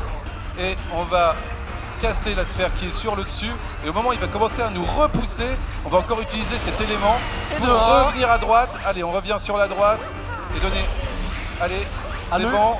Oui, c'est réussi du premier coup. Vous pouvez l'applaudir, vous pourrez essayer chez vous. C'est très très dur ça. Battre le boss de cette manière, c'est assez difficile. Et donc, comme on vous le disait, le jeu n'est pas terminé parce que ce serait trop facile, même si nous avons battu tous les lapins fous et autres animaux de compagnie de Bowser qu'on récupère ces lunes, car en fait le mariage n'est pas annulé. Rien que dans ces feux d'artifice à l'effigie des Broodles, je trouve que dans ce jeu Nintendo a apporté un soin assez incroyable aux détails. Une grosse partie de la narration se fait sans avoir besoin d'une voix off. C'est vrai, il n'y en a pas. Non pas que ça me déplaise les voix off, mais c'est intéressant de savoir s'en dispenser, soit par le gameplay, soit à travers des tout petites animations, des évocations en fait. On s'immerge dans le monde, on raconte des choses, donc c'est assez intelligemment fait, je trouve. On va récupérer pour la dernière fois notre vaisseau qui va être complété. Voilà, il est terminé avec les 124 lunes. Celles qui nous rendent le vaisseau complet pour aller justement vers le dernier niveau, la Lune. Un niveau assez particulier si vous n'avez pas joué parce qu'il y a un gros changement de gameplay. En un sens, la gravité est beaucoup plus faible. Et donc vous allez pouvoir faire des sauts beaucoup plus grands, mais c'est quand même très grand. Alors, deux choses sur la Lune. on a mentionné ce qu'on appelait le vectoring, donc vecteur en français, le fait de se déplacer selon des angles de 45 degrés, ce qui permet d'accumuler de l'élan plus rapidement et donc de se déplacer plus vite. Ça va être d'autant plus notable avec cette gravité très faible, vous allez le voir, hein, c'est très explicite. Et il y a un autre truc, mais je ne vais pas le mentionner tout de suite parce que je préfère que vous gardiez l'élément de surprise. Oui, vous allez voir. Parce que vous pourriez vous dire, mais il n'aura jamais fini dans 6 minutes. Et vous auriez raison s'il faisait la route habituelle. Mais on n'est pas là pour faire la route habituelle. Donc là, on est reparti, hein, toujours la roulade. Vous allez voir, hein, déjà les petits sauts sont devenus des beaucoup Regardez plus grands ça, sauts. le vectoring. Vraiment les diagonales, hein, vous le voyez faire diagonale, diagonale. Les sauts toujours très précis. C'est pas parce que la gravité est affaiblie qu'on ne doit pas être extrêmement précis. Toujours, on connaît parfaitement les cycles aussi, hein, de ses ennemis. Moi, j'adore le donjon dans lequel il va rentrer. Le donjon, voilà, effectivement. Le fameux château de feu. Et on va peut-être faire donc ce qu'on appelle le moonskip en passant par ce sphinx et faire des sauts extrêmement précis. Vous pouvez l'encourager là-dessus, c'est pas facile. Oui, il a réussi du premier coup, le moonskip. Incroyable, et le voilà directement en haut du niveau sans avoir fait tout l'intérieur. Pour les personnes qui n'ont pas joué au jeu, normalement c'est le fameux, c'est l'ultime donjon un peu emblématique de Mario. Il y a des plateformes, il y a du feu, c'est genre le niveau de Bowser. Et là on ne le voit pas. Voilà, et là on ne l'aura rien vu, alors que Bowser est vraiment en train de forcer Peach. Et là c'est le dernier boss, vous allez pouvoir l'encourager. On le retrouve avec son chapeau à faire des coups de poing. Là, Bowser, il est vraiment pas content, mais c'est pas grave. On arrive à contrer toujours le même système d'optimisation que ce que vous avez pu voir auparavant, c'est-à-dire prendre des dégâts pour être le plus proche possible de lui, attendre bien sûr ses patterns, hein, on n'a pas le choix. Et là, pareil aussi, c'est très impressionnant, mais vous avez juste à sauter en fait. Hein. C'est pas si compliqué quand on est un speedrunner. Là, il fait apparaître les chapeaux. Instantanément, on prend le bon, on tape. On saute par-dessus, le coup de queue de Bowser et on le finit. Allez, c'est parti, voilà. Encore un petit tour, il y a Cappy qui nous encourage, hein, c'est vraiment sympa de sa part. Je trouve que voilà, le match de boxe est assez épique en termes de narration. C'est pas trop difficile, la difficulté est relativement bien dosée. Mais il y a une petite surprise en fait, je trouve que les gens qui ont fait développer le boss... Là, il fait un coup de queue, 2 coups de queue. Tu dis il va faire 3 coups de queue et en fait il en fait 3 plus 1 en essayant de te faire une feinte. Prise comme de vous dégâts. allez le voir ici. Donc il s'est fait toucher volontairement pour être le plus près possible. Regarde, et de du 1, chapeau. Et de 1, et de 2, et de 3. Comme la plupart des gens, je me suis dit c'est bon et non, petite feinte. Allez, c'est fini, voilà, et c'est réglé. Alors, et là on se dit, ça y est, c'est fini. Eh ben non, parce qu'il vous reste un dernier segment. Les phases dans lesquelles on s'échappe, les escapes dans le jargon, il n'y en a pas dans tous les Mario. Là, il y a un bouton, on peut faire des coups de griffe ou des boules de feu. Et il va y avoir un skip ici qui est assez difficile à voir. Il est considéré comme le skip le plus dur du jeu. C'est bien, il arrive tout à la fin. Même si, pour le coup, on ne dirait pas, c'est ça qui est terrible, presque. Parce qu'en fait, normalement, vous devez repasser dans un mode 2D. Vous savez, il y a des moments où on peut jouer un peu en 2D dans ce Mario. Et c'est assez lent. C'est ici. Et là, voilà. Allez, c'est parti. Il faut réussir à sauter sans aller à l'intérieur. Alors, c'est très difficile. Parce que normalement, Bowser ne sait pas faire de wall jump, hein, je le rappelle. Il faut réussir à faire les 2-3 premiers wall jump qui sont les plus difficiles. C'est ici. Allez. Oui. Allez, non, là, c'est remontant. C'est difficile. Il va retenter une dernière fois, sinon il faut passer par l'intérieur. Allez, Tyron, on y croit. Oui, c'est présent. Non, ah là, c'est tellement dur. On y va. Encouragez-le.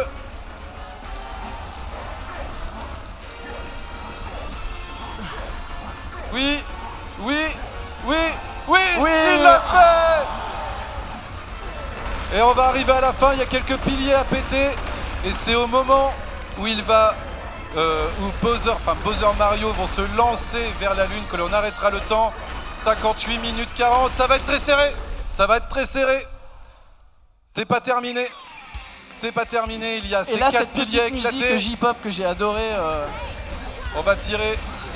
On va vraiment être sous l'heure, mais ça va se jouer à pas grand chose. Allez, on pète un maximum ces piliers. Franchement, c'est épique comme une fin d'animé, quoi. Parce que c'est vraiment cette séquence-là. On est vraiment serré, hein. Je vous jure, c'est pas une blague. Si on pourrait faire Faut que ça se passe bien. Faut que ça se passe bien, ça peut mal se passer. Surtout de ne pas tomber. Allez, il reste quelques secondes. On va casser ce centre. C'est pas terminé pour le time. C'est le moment vraiment où on perd le contact avec Bowser. Allez, on casse le dernier bloc. Il reste quelques secondes. Il lui reste 30 secondes pour finir. C'est pas le time, c'est quand on s'en va.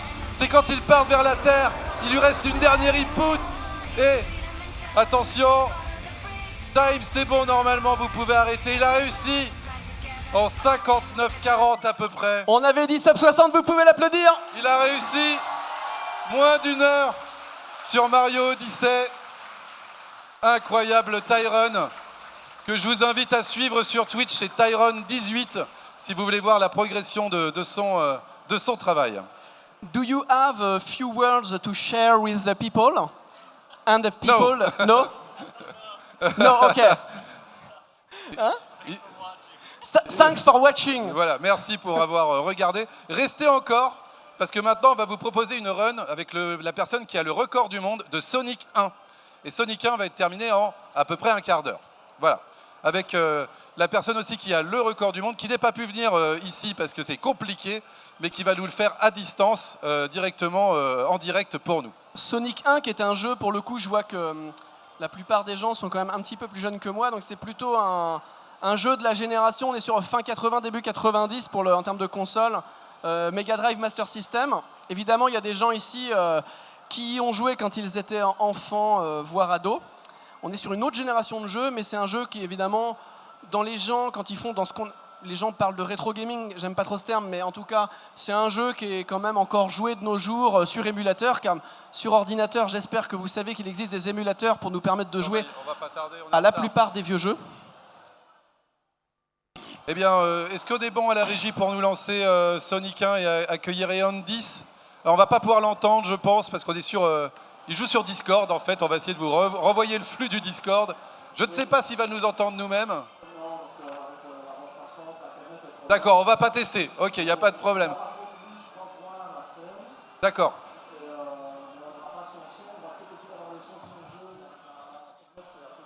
D'accord, on va essayer de vous commenter tout ça du mieux possible quand même.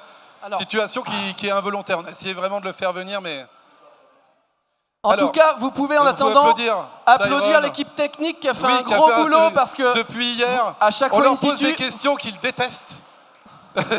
Et ils s'en sont vraiment bien sortis. Donc merci. Franchement, il faut saluer parce que faut imaginer que dans un salon comme ça, avec des animés, des jeux vidéo, de la danse, il y a plein de choses. Il y a des setups très spécifiques et c'est assez difficile avec des transitions qui doivent être rapides. Donc, et les speedrunners aussi s'adaptent et c'est pour ça que réussir les deux performances que vous avez vues depuis tout à l'heure, avec Sonic ce matin et Mario Odyssey, les deux ont été vraiment des joueurs exceptionnels.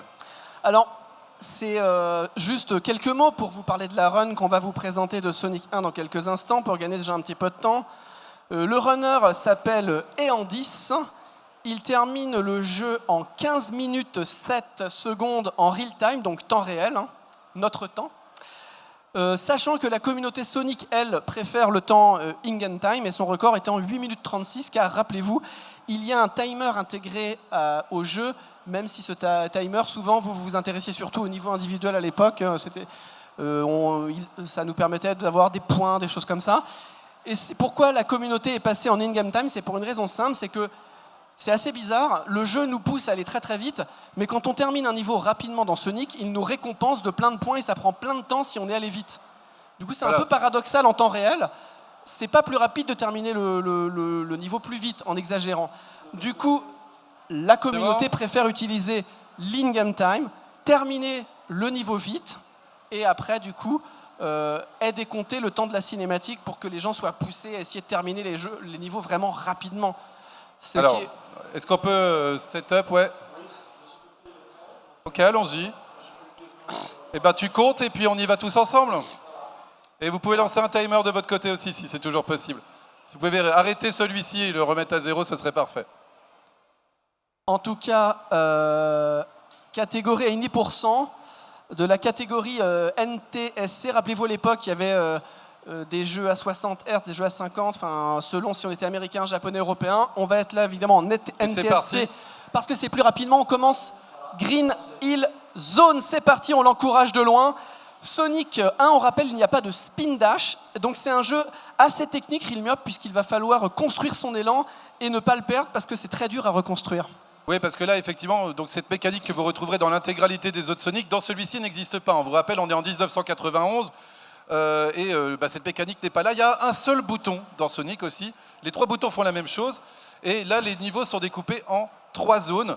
Donc il y a toujours une zone, 2 zones et la 3e zone où à la fin il y aura le boss. Voilà. C'est vraiment la même mécanique en permanence. Et vous allez le voir qu'il va utiliser plein de techniques très variées pour réussir à gagner un petit peu de temps à gratter. Et on vous parlait de ces timers à la fin. Vous voyez que ça lui coûte très long. Il y a beaucoup de temps de timer à la fin parce qu'il va très vite à la fin et qu'on lui décompte son score en fonction du temps qu'il met. Alors assez rapidement, vous allez le voir, ce jeu est rempli de zips. Des zips, c'est une mécanique qui consiste à mettre le jeu et notre personnage dans une position particulière et on va se faire éjecter complètement sur la droite. Vous voyez, ça va très très vite.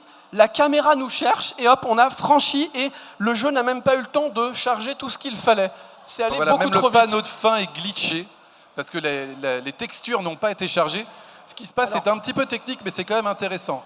Sonic, en fait, se retrouve bloqué dans un mur. Mais la console te dit, Sonic, tu ne peux pas être dans un mur. Donc elle va essayer de le sortir du mur. Vous allez voir aussi qu'il fait quelque chose d'intéressant. Il se met dans une position à l'envers. C'est comme s'il devait partir vers le début du niveau. En fait, ce qu'il fait, c'est ce qu'on appelle un underflow, c'est-à-dire que la mémoire est constituée de 255 petits blocs qui indiquent sa position et sa vitesse. Plutôt que d'aller à la vitesse maximale, en fait, disons que ce système, c'est une boucle. Si vous allez vers le négatif, vous allez retrouver au maximum du positif. Donc en fait, il sort par le niveau, par la gauche, par là où il est arrivé, il se fait téléporter à droite, et en fait, la seule chose que l'on attend, c'est que la caméra nous rattrape. Elle essaye de venir le plus vite possible vers nous, et c'est pour ça qu'elle n'arrive pas à tout afficher. Et globalement, cette valeur X, c'est la valeur horizontale de Sonic. C'est pour ça que du coup, une grosse valeur, ça veut dire qu'on est très loin dans le niveau. Et donc, la caméra nous poursuit. Et c'est une mécanique qu'on voit dans beaucoup de vieux jeux de plateforme, pour le dire de manière un peu fausse, mais schématique, vous allez comprendre, c'est que le jeu veut nous... Vu que c'est un jeu qui est en scrolling vers la droite, le jeu veut nous pousser vers la gauche, et c'est pour ça que souvent, on regarde à l'envers, des choses comme ça, parce que nous, on veut te pousser vers la droite. Là, regardez, vous allez le voir ici, c'est très simple, très explicite. C'est un setup. Voilà, on se positionne ici, vous allez le voir. La plateforme... Voilà. Vous voyez, il est à l'envers. On dirait qu'il est à l'envers. Et paf, il est parti. Salut Sonic. Allez, à plus. Et donc là, il est déjà au bout du niveau. Hein. C'est juste la caméra qui se dirige vers le niveau. Et c'est la caméra qui, quand même, va activer la fin. Alors, il y a 2 cas. Mais là, en fait, sans les éléments sonores, on ne peut pas trancher. Non, on n'entend pas le son. Il arrive, en fait, que Sonic se téléporte à la plus haute valeur et que... on va dire, la caméra essaye de nous retrouver à l'autre bout du niveau.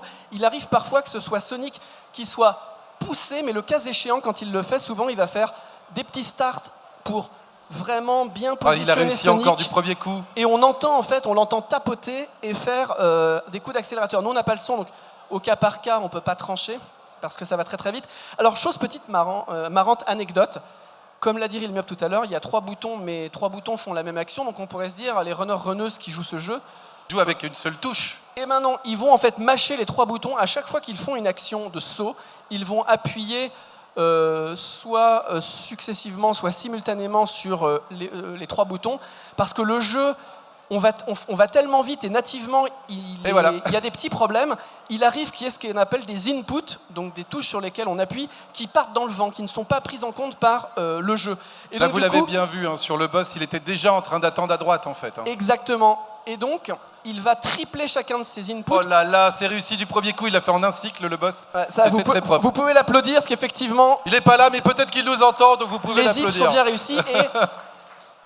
lors d'un commentaire de son record du monde, il disait c'est une assurance vie de mâcher, ça permet, même s'il y a un input qui part dans le vent, je l'ai fait une 2e fois, et s'il part dans le vent, je l'ai fait une 3e fois. Donc c'est pour ça qu'il mâche énormément ses boutons. Ils ont tendance à jouer un peu en ce qu'on appelle en griffe sur la manette, ils jouent comme ça. Ils n'ont pas le pouce parce que c'est pas pratique, donc ils pètent la manette comme ça et ils jouent en tapotant avec 3 doigts. Ça marche sur tous les Sonic parce que ça marche aussi très bien pour réaliser plus rapidement des spin dash.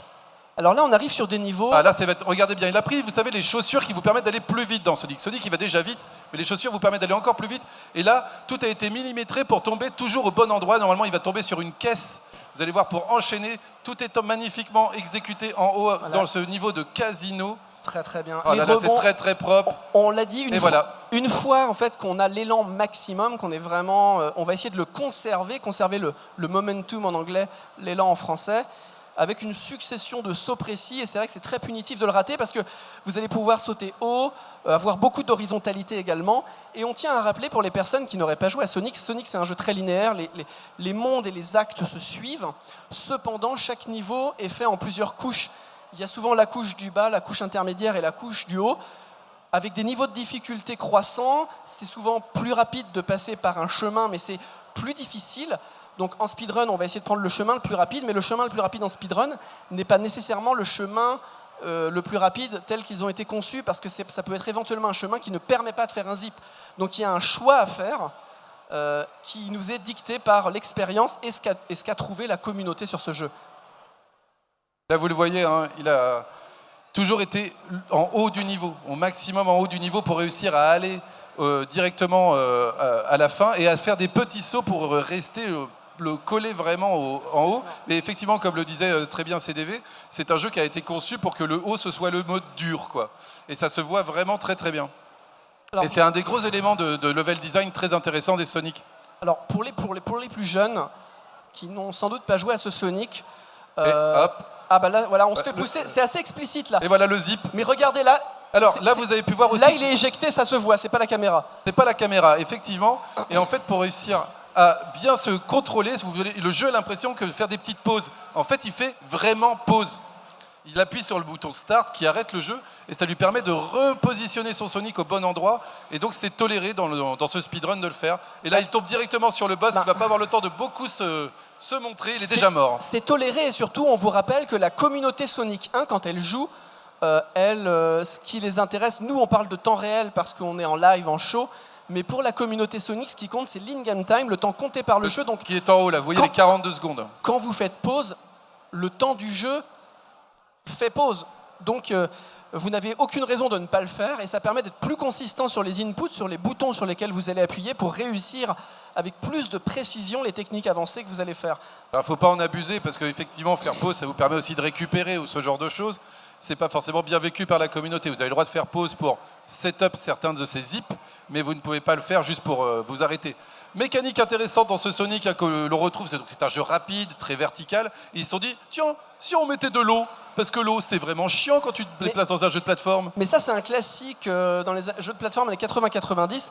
Dans les jeux de plateforme contemporains, on met parfois de l'eau, mais c'est pas non plus un passage obligatoire. C'est ça, là c'est vraiment sale. À cette époque, on est dans l'eau, donc forcément, en plus, on va manquer d'oxygène. Voilà, donc il y a le timer, hein, au bout d'un moment, il y a la musique qui vous met la pression si vous ne sortez pas ou si vous ne trouvez pas une bulle d'air dans le niveau.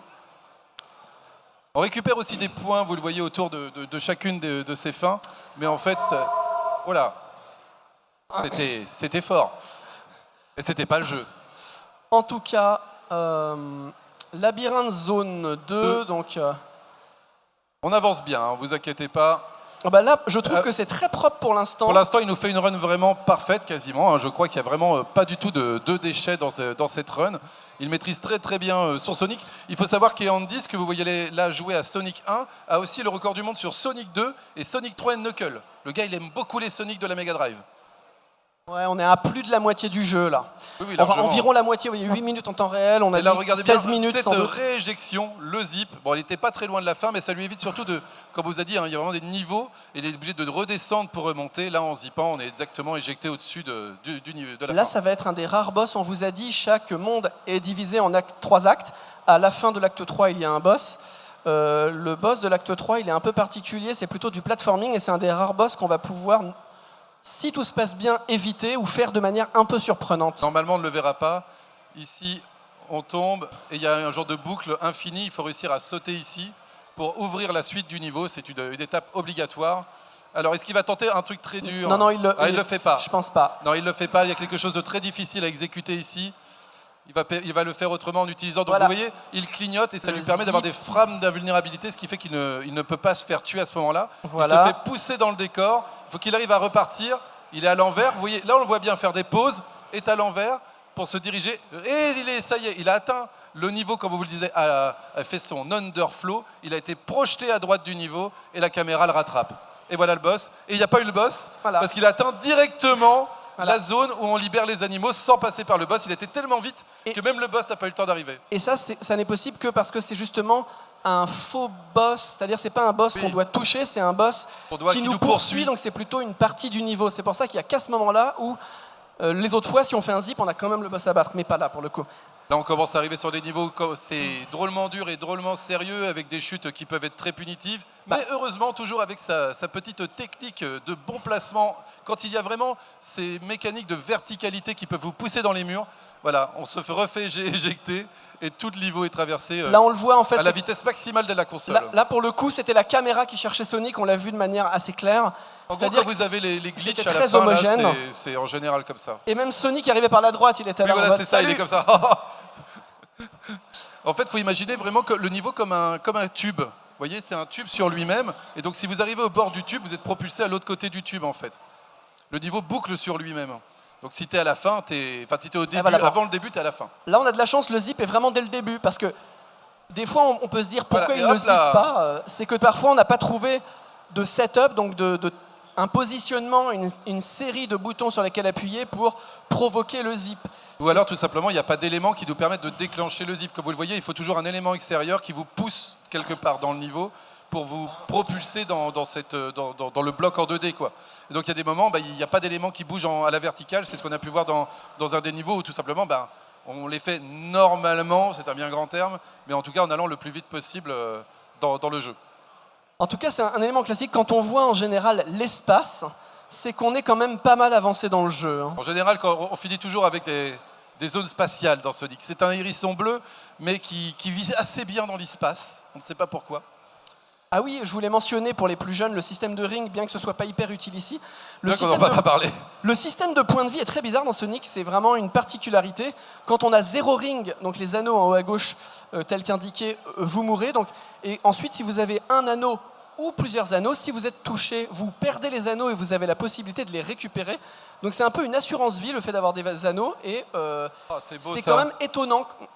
Voilà, et là, vous avez vu, hein, il a vraiment profité, il avait des petites étoiles autour de lui qui le rendaient invulnérable, en fait. Donc il a profité de cette invulnérabilité pour toucher le boss, alors qu'il se faisait quand même toucher par les projectiles du boss. Et il a vraiment parfaitement manipulé ce comportement de boss pour le tuer le plus rapidement possible. C'était très très bien fait, une fois de plus. Et pour les plus jeunes, encore une fois, on libère des animaux parce que le projet politique derrière Sonic... Alors l'histoire, on est à une époque où on ne sait pas forcément bien raconter les histoires dans les jeux de plateforme. Il n'y a pas Donc, un seul dialogue. Hein. C'est un peu cryptique, mais quoi qu'il en soit, le projet de Robotnik Eggman, dans la version originale, son projet, c'est de transformer toute la nature en robot. C'est pour ça que quand on saute sur des ennemis, on casse la partie robot et on libère l'animal qui, lui, n'a rien demandé. Donc voilà, notre projet, c'est de libérer un petit peu les animaux et la nature. Alors ça peut, une fois de plus, vous paraître un petit peu bizarre. Il a abusé, en fait, d'un problème du jeu aussi, qu'il a avec les pentes diagonales. Et en fait, il a réussi à continuer une pente diagonale en se mettant un tout petit peu en dessous. Et donc, il a décalé. En fait, ce que l'on voit et la réalité des plateformes n'est plus exactement la même. Il a décalé le jeu et ça lui a permis de passer plus rapidement. Parce que de manière générale, c'est peut-être pas évident si vous ne travaillez pas dans le jeu vidéo, mais c'est vrai pour tous les jeux. Il y a la couche graphique, il y a ce qui est affiché. Que l'on voit. Et une couche physique, la réalité de l'objet, des propriétés, est-ce que ça fait des dégâts, Qu'est-ce qui se etc. touche vraiment? Et le but, évidemment, c'est de faire en sorte que ce soit cohérent. Ce qu'on voit correspond à la réalité physique telle que le jeu est codé. Mais moyennant certaines manipulations, il peut arriver que l'un ne corresponde pas à l'autre, et ça peut créer des choses un peu surprenantes visuellement. Donc une fois de plus, un abus. Vous avez pu le voir, là, il a utilisé la vitesse donnée par c'est un genre de roue sur laquelle vous êtes collé quand vous êtes en Sonic en boule. Et il a réussi à se projeter dans un coin spécifiquement et à se faire rentrer une fois de plus dans le décor. Et le jeu, quand vous êtes dans le décor, il veut vous faire sortir. Il ne veut pas que vous y restiez, vous n'avez pas le droit d'être là. Donc là, il n'a pas été propulsé à l'envers, mais le décor étant très grand, il est parti à droite du décor et ça l'a emmené jusqu'à la fin du niveau. On est très proche de la fin. De la toute fin. Donc là, on va déclencher directement Scrapzine 2. Là, il est mort, ça permet, vous voyez... De déclencher directement la suite du niveau. Il nous reste 2 niveaux. On va le revoir. Non, je pense qu'il n'aurait peut-être pas dû mourir. On va le revoir, repartir en diagonale. Je ne sais pas trop ce qui s'est passé. Il a dû tenter un truc sur le Robotnik. C'est pas grave. Ou alors... Alors, vu qu'on ne l'entend pas, on ne peut pas savoir ce qui s'est passé. Il aurait pu nous donner une explication. Et de toute façon, on va arriver au niveau 3 sans souci. Toujours ce système de comptage de points qui nous fait perdre énormément de temps. Mais si vous regardez le timer en haut, il a mis que 14 secondes, quoi. Ah oui, c'est ça. Et là, c'est réussi. Bah, c'est peut-être un des premiers faits, parce que pour l'instant, la plupart des choses s'étaient bien passées, c'est ça. Donc il est tombé de l'autre côté et il a préféré se suicider pour pouvoir lancer la 3e zone. Parce qu'il ne pouvait plus revenir, en fait. Je pense qu'il n'est pas tombé au bon endroit tout à l'heure. Ouais, c'est ça. Là, encore une mécanique... Wow. Ah, c'était fort, mais... Ça arrive, c'est bon. Et La donc, la zone finale, zone. le dernier boss, on y est. Avec cette mécanique de... Alors, en fait, il connaît par cœur. Le boss fait toujours la même chose. Donc, il a appris par cœur tous les patterns du boss. Il connaît ce qu'on appelle aussi des safe spots. Il se met à un endroit où, quand les petites boules qui sont envoyées par Robotnik ne font rien, mais il ne fait pas tout le temps la même chose. C'est en fonction de votre comportement à vous. Donc lui, se mettant tout le temps au même endroit, Robotnik réapparaît toujours au même endroit, et il connaît donc parfaitement les endroits où se positionner pour le toucher à chaque passage. Et donc voilà, on est quasiment à quelques secondes de la fin désormais, et si vous avez déjà terminé le jeu à l'époque, il va peut-être essayer de faire un petit truc qui visuellement est intéressant, qui ne fait pas gagner du temps, c'est faire disparaître Robotnik de son vaisseau lorsque celui-ci va essayer de s'échapper. On peut lui couper la tête. Voilà, c'est... Ça ne sert à rien, mais ça fait partie de la culture sur ce jeu. Les speedrunners essayent de toujours faire le show aussi, hein, ça fait partie du travail. Voilà, et c'est la fin du boss. On est bientôt arrivé à la toute fin. Est-ce qu'il va réussir à le faire? Et voilà, il a réussi à le toucher. Il va essayer de le faire sortir. Voilà, il a fait disparaître. Voilà, il a réussi à décapiter Robotnik. Et là, c'est la fin, c'est le time de Sonic à 16h25 environ. Et vous pouvez l'applaudir. Je ne sais pas s'il nous entend. Je l'espère. Il est seulement un petit peu plus d'1 minute de son temps. Donc c'est quand même bien pour du live. C'est pas évident. En tout cas, merci beaucoup. On remercie encore l'équipe technique, les speedrunners qui sont venus jouer, que ce soit ce matin, que ce soit cet après-midi. Et on vous laisse la scène pour la suite du programme. Bonne convention à tous. Salut.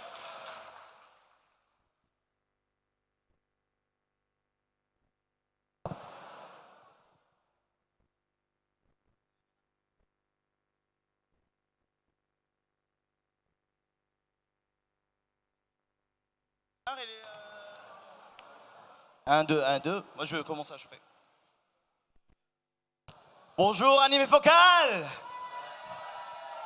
Est-ce que vous allez bien? Lui, il est chaud là-bas. On va essayer un truc. Je vais dire animé, vous dites focal. Animé? Animé? Je vous entends pas. Animé? Ouais, très bien.